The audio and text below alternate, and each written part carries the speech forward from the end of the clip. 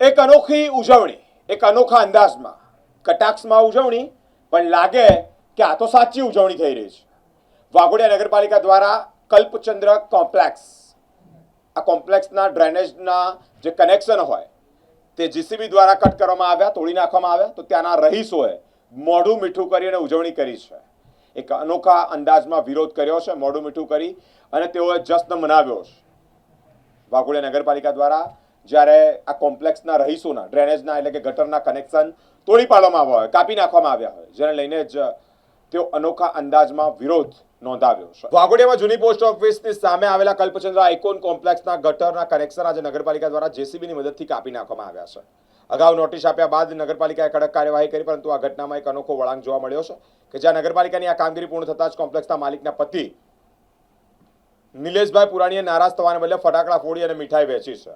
લોકોના મોં મીઠા કરાવીને મીઠાઈ વેચી, ત્યારે તંત્રની આ કામગીરી સામે અનોખો વિરોધ નોંધાવ્યો છે. અંદાજ સમગ્ર પંથકમાં ભારે ચર્ચાનો વિષય બન્યો છે. નગરપાલિકાની આ કામગીરી બાબતે નગરપાલિકા દ્વારા મીડિયાને કોઈ પણ પ્રકારની માહિતી આપવામાં નહોતી આવી. વાઘોડિયા નગરપાલિકાને માનનીય નામદાર સેશન કોર્ટ છેલ્લા વર્ષમાં લગભગ 12 તારીખો પડી હતી, ત્યાં સુધી જવાબ આપવા નહોતા આવતા. એમનો જવાબનો હક પણ બંધ કરી દીધેલો હતો. ત્યાર પછીથી એક નોટિસ આપવામાં આવી. એ નોટિસ લઈને તાત્કાલિક અમે નામદાર કોર્ટ પાસે ગયા. તાત્કાલિક કોર્ટે માન્ય ચીફ ઓફિસર સાહેબને બોલાયા. એમનો વકીલ જે તે તારીખે પ્રેઝન્ટ થયા. બહુ શોર્ટ 2 દિવસ પછી બીજી તારીખ આવી. તે દિવસે માન્ય ચીફ ઓફિસર એટલે કે નગરપાલિકાના જે વહીવટદારો છે તેમના વતી તેમના વકીલ દ્વારા નામદાર કોર્ટને એવું કહેવામાં આવ્યું કે અમારા તૈયારીઓ બાકી છે, માટે થોડો દિવસની મુદત આપો અને એ બિલ્ડિંગને કાંઈ નુકસાન અમારા તરફથી નહીં થાય એવી નામદાર કોર્ટને નગરપાલિકાના તમામ ચૂંટાયેલા કો કે વહીવટદારો કો કે ઓફિસર કો તરફથી ખાતરી આપવામાં આવેલી હતી. તેમ છતાં આજે અમને જાણ સિવાય આ ગટર કનેક્શન કાપેલ છે. હું તો ભારતીય જનતા પાર્ટીનો, ભારત દેશનો બહુ જ કર્તવ્યનિષ્ઠ અને કાયદાનું પાલન કરી, અનુશાસન કરી એને અનુસરનારો માણસ છું.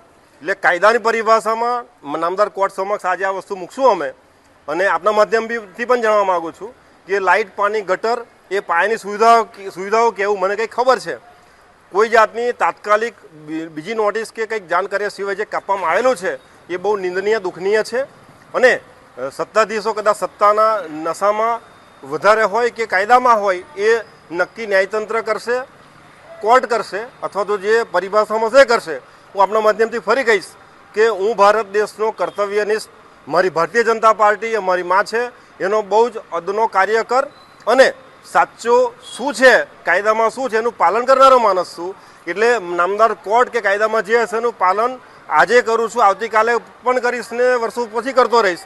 પરંતુ આ લાઇટ, પાણી, ગટર જેવી વસ્તુઓ શું છે આપ જ નક્કી કરો કે આ કેટલા અંશે ઉચિત છે. અને મારું નગર તેમજ વાઘોડિયા વિધાનસભાની જનતાએ વિચારવાનો નક્કી કરવાનો ટાઈમ આવી ગયેલો છે કે આપણે શાસન કાયદાનું ચલાવવું છે, સહન કરવું છે કે સાચી ખોટી વાત ઉજાગર કરવી છે. અને ભારતીય જનતા પાર્ટીના, અમારી સરકારના નિયમો અને જે સિદ્ધાંતો છે એને પ્રમાણે શાસન ચાલે છે કે કેમ એ જોવું છે કે પછી શું સાચું છે એ મારી વિધાનસભાની અને નગરની પ્રજા નક્કી કરશે.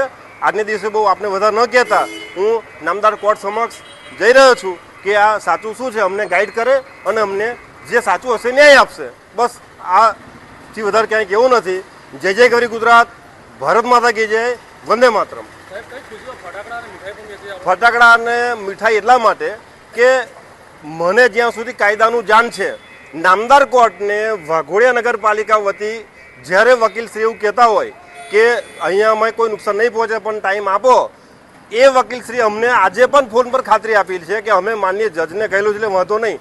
તેમ છતાં આ લોકોએ આજે કૃત્ય કરેલ છે એ ભગવાન એનો સદબુદ્ધિ આપે એવી અમે ખુશી વ્યક્ત કરીએ છીએ કે કાયદાની પરિભાષામાં જે સાચું હોય એ સાચું ઠરે અને મારા નગરને જે સાચું એ દિશામાં લઈ જાય. એની આપ ખુશી કહો કે દુઃખ કહો, પણ આ અભિવ્યક્તિ અમારી હતી.